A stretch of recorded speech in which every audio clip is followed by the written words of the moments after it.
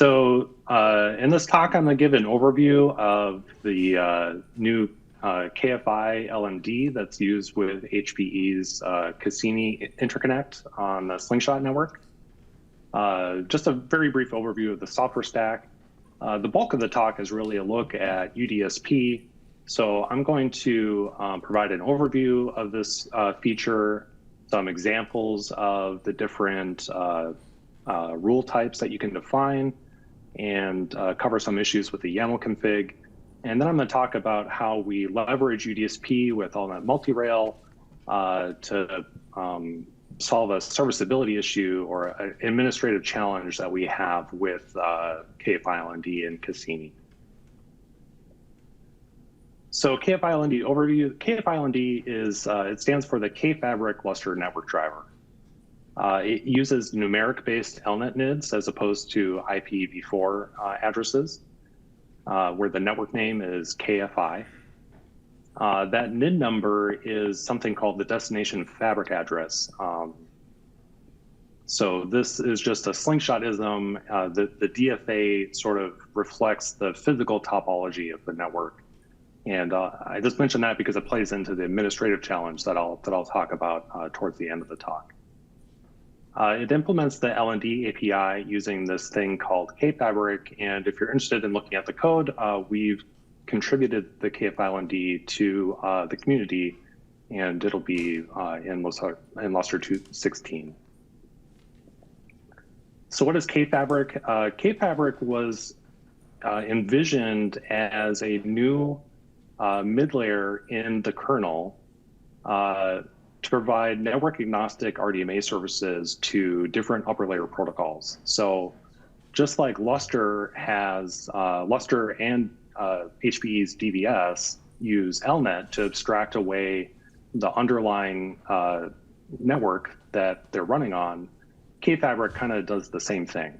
So it could be used by different file systems in the kernel, for example. And so the API is kind of optimized for storage I/O. And many of you may be familiar with LID which is used for applications. And this is sort of the kernel analog to LID, but again, optimized for storage I/O. Interest in this kind of waned, and so HPE is the only user of Kfabric right now. We're the only one driving it. And so just like Lustre has these Lustre network drivers for each individual network type, Kfabric has these things called providers that map the Kfabric API to the actual lower level network software and hardware. So for Cassini, we have this thing called KFI CXI, which is the provider that maps Kfabric to the Cassini driver and hardware. So a little bit about Cassini itself. Again, it's our new interconnect for exascale systems. At the hardware level, the Cassini link is an Ethernet link, but it also natively supports Ethernet L2 layer. So it can natively do Ethernet traffic, and we have a good Ethernet driver implementation. Sort of like alongside the Ethernet L2 layer is a Portals 4 based RDMA implementation within the NIC. So there are features to accelerate a Portals 4 like API in the hardware. And this is what the RDMA software is built upon. It's PCIe Gen 4, 200 gigabit per second, supports virtualization. And if you were curious, CXI stands for the Cray Exascale interface. Okay, so that's our KFI LND overview. Let's pivot, talk about UDSP for a little while, and then we'll come back to KFI LND. So UDSP is the user-defined selection policy. It's a new feature in Lustre 2.15. Shout out to some of the authors and testers that worked on it here. The motivation for this feature is that with LNet multi-rail, peers can now have multiple paths between them. But some paths through the network may be better than others. So UDSP is a tool for administrators to define optimal paths through the network. It uses the LNet Cuddle CLI to add, remove, and display the policies. And it also supports YAML configuration. It has various rule types that we'll talk about individually. So let's dive into that. The first one we'll talk about is the local net and NID selection priority. These are actually two rules, but they're so closely related, we'll treat them together. So to understand UDSP, it's good to understand how LNet, excuse me, how LNet selects paths in the network. So in this scenario, we have a client sending a message to a server. The client and the server are on the same networks, a TCP network and a KFI network. They have various interfaces on those networks. And so the first step in the path selection is that the client will select the local network for the send. So in this case, it selects the KFI network. The next step is it selects a source interface on that network to send a message. So here it selects B at KFI. And then finally, it selects the destination interface. Again, by definition, it needs to be on that same network. Here it selects Y at KFI. And at each one of these steps, LNet considers various criteria of the network, of the source interface, and of the destination interface, such as the LNet health values, UDSP priority, which we're talking about now, credits, whatever else. And when all other things are equal, LNet attempts to round robin traffic across all the available paths in the network. So when the client sends its next message, because of that round robin behavior, it will probably select this path, right? It round robins to the other network, which is TCP, and then selects the NIDs on that network. This is potentially problematic because TCP is slower relative to KFI. So whenever the client selects a path, we get a performance penalty. UDSP can help us define the optimal paths in this situation using the local net selection and NID selection rules. So local net selection rules impact that first step in the path selection where we're selecting the local network.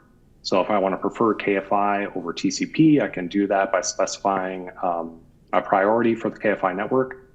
Priority 0 is the highest priority. And then furthermore, so once I've selected a local network, if there's some local interface I want to prefer over others, that's where the local NID selection rule comes into play. So if I want to prefer B at KFI over C at KFI, then I can do that as well. So I wanted to provide a little example of how this plays out in practice. So here is just a little script that I can run that will configure LNet with that same configuration I showed in the picture. And then to inspect the UDSP priority values for local interfaces, use the LNet CuddleNet show command with a verbosity of 4. So here I'm just showing that I'm piping that into a grep command to show the priority values. So here on the top left, I run the setup script. I've highlighted the net priority values. -1 is just the default value. It means there is no priority set. And then I run a LNet self-test, a read test between these two nodes with this configuration. And then at the bottom, so we can see highlighted in green that the performance is not very good. And then at the bottom, I've highlighted in red the send and receive counts for all of the local interfaces on this node. And you can see that traffic is split roughly evenly between the TCP and KFI networks, right? So again, that's just that round robin behavior that I described earlier. So now I'll put in the UDSP rule to prioritize traffic on the KFI network, which I've highlighted here. And again, run the setup script. We can see the net priority values are now set to 0, like I defined. Run my LNet self-test, and you can see the performance is greatly improved. And the send and receive counts for my local interfaces reflect, the configuration that we intended to put in place. Almost all the traffic is on KFI. So one question is, well, how does this interact with LNet health? If I told LNet to prioritize traffic on KFI, but suddenly that network becomes unhealthy, what happens then? Well, LNet does exactly what you'd want it to do, right? So even though I have these priority rules in place, LNet is always considering every path between these peers. and it's evaluating them on those criteria I mentioned earlier, including LNet health, the LNet health values. So if the health of the KFI network is lower than the health of the TCP network, then traffic should go over TCP instead of KFI. And we can sort of prove this and by simulating a failure of the KFI network by just kind of manually manipulating health values using these highlighted commands. And so, again, run this test one more time. You can see now I'm printing the health values. You can see TCP is at 1,000, KFI is at 0. And when I run my LNet self-test, all the traffic is on that TCP network just like we expect. So this is a nice, resiliency feature of using UDSP. Just because you define a network as being high priority doesn't mean LNet is going to ignore all the other paths in the network.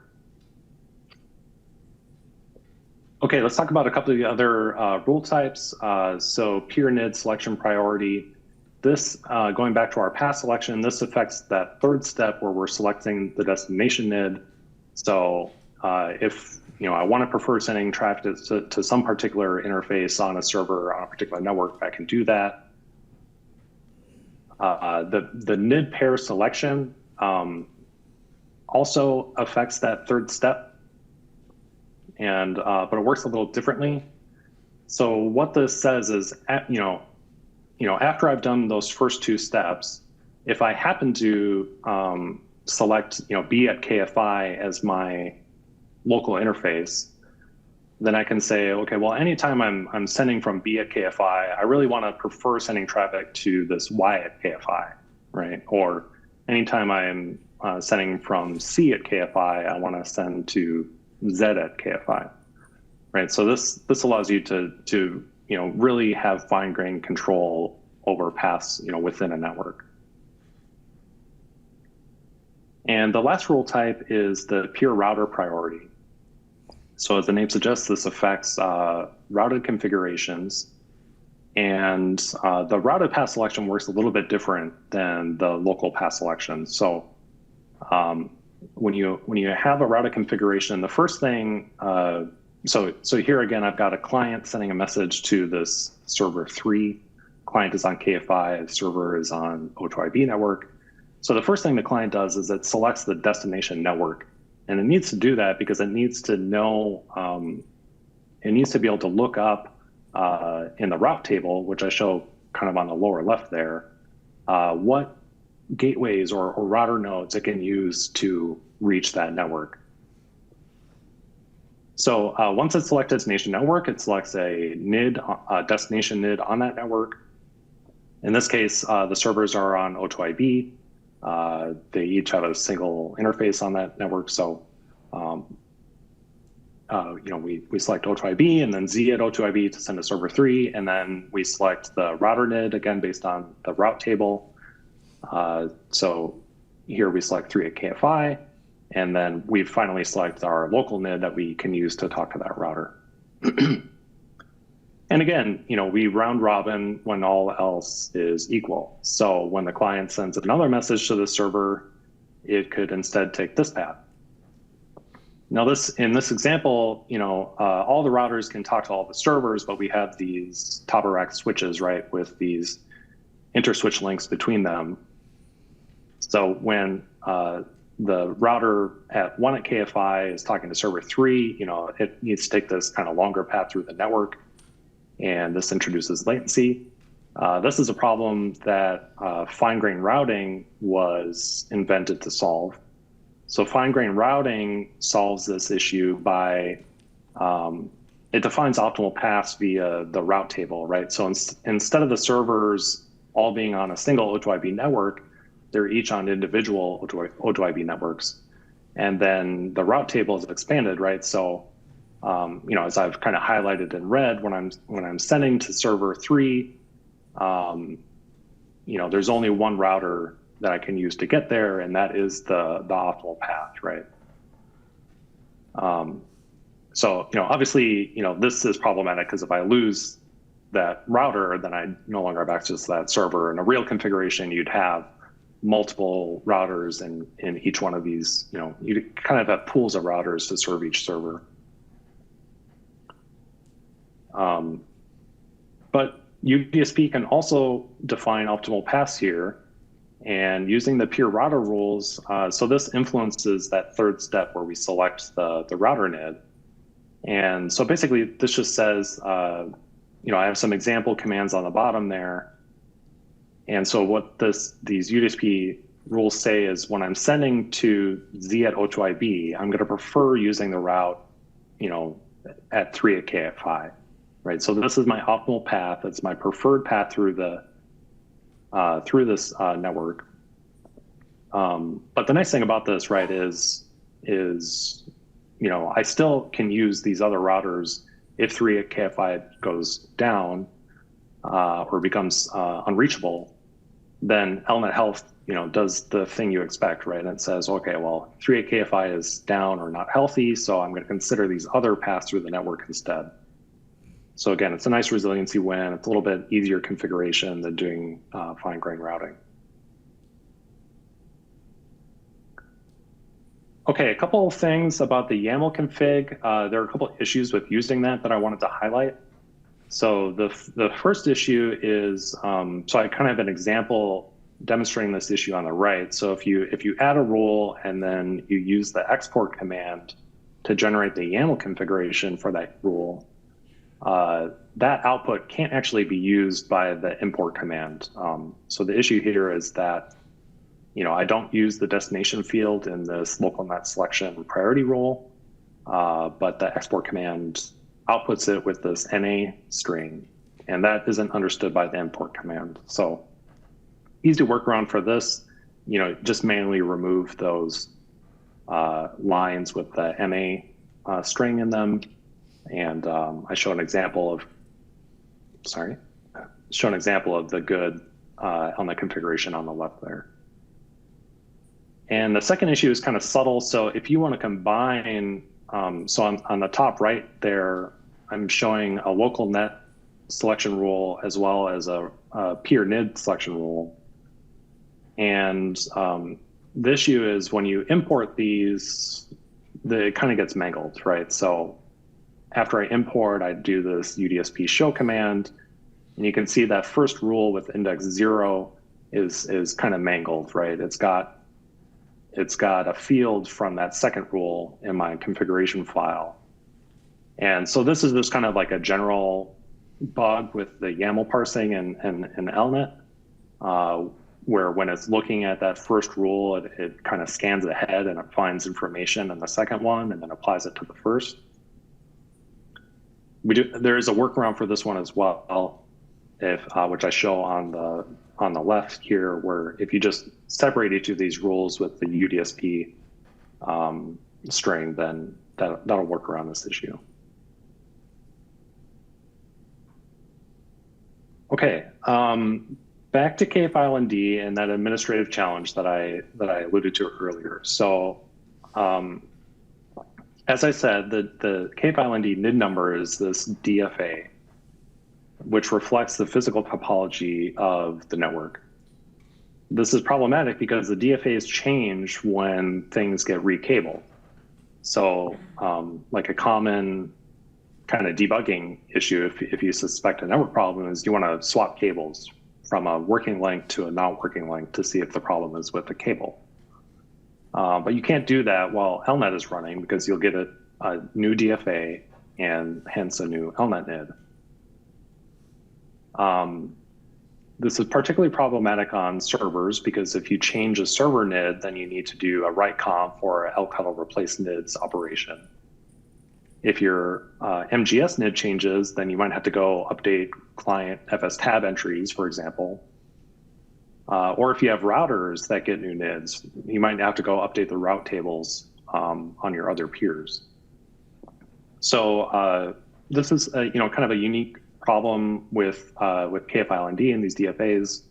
We do have IPv4 support for KFILND on our roadmap, but it's not implemented yet. So we wanted to come up with something in the short term to kind of make this administrative challenge easier. So we thought, Well, Cassini has this native Ethernet support, so we can run SOC LND on Cassini. And we have all these great LNet multi-rail features, LNet peer discovery, UDSP. So we can leverage these things to get sort of all the benefits of IPv4 addressing while still getting the performance out of the system with using native KFI-LND. So the idea here is, we run both protocols on our Cassini interfaces. On the server side, we'll format the file system using only TCP NIDs. If we have routes, we define the route table using only TCP NIDs, client FS tab, entries only reference TCP NIDs. So we don't have any DFAs in the config log and FS tab or the route configuration. And then LNet multi-rail just kind of works as magic, right? So if, for example, a client is mounting the file system, it only knows about the TCP NIDs for the servers.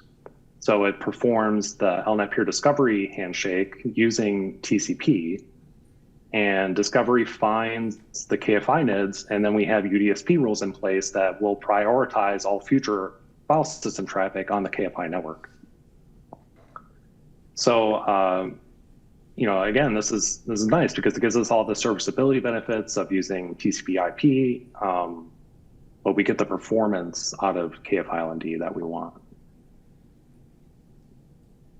So, here's a kind of a picture showing, this configuration, and then, the simple YAML configuration on the bottom that implements it.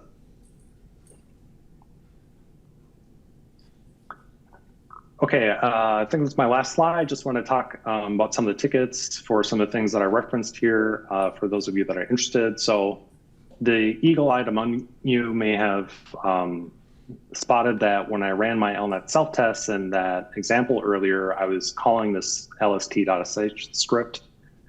This is an LNet self-test wrapper that I contributed under LU16217. Along with this LSD survey script. So these are a couple new tools that'll be available in Lustre 2.16 to do network performance evaluation. One rule type that you might expect to find, but I didn't talk about, would be a peer net selection priority. So if we go back to kind of the routed configuration case, the first step in that process is selecting the destination network for the send. And there was some code in the initial UDSP implementation to allow setting a priority on those destination networks, but it was a little buggy. So we identified these two issues, LU tickets, and they both have fixes. And so with that, you can now, with those fixes in Lustre 2.16, you'll be able to define the priority of destination networks or peer networks. And then small memory leak, LU16575, whenever you add a UDSP rule. And then the ticket for those YAML issues that I highlighted is LU16572. And that's all for me. So thank you very much for listening. I hope audio and screen sharing and everything worked okay. It did. Awesome. So yeah, if there's any questions, I'm happy to field them. Any questions for Chris? Right. If we have no further questions, I would like thus thank Chris Horn for his presentation today. Thank you.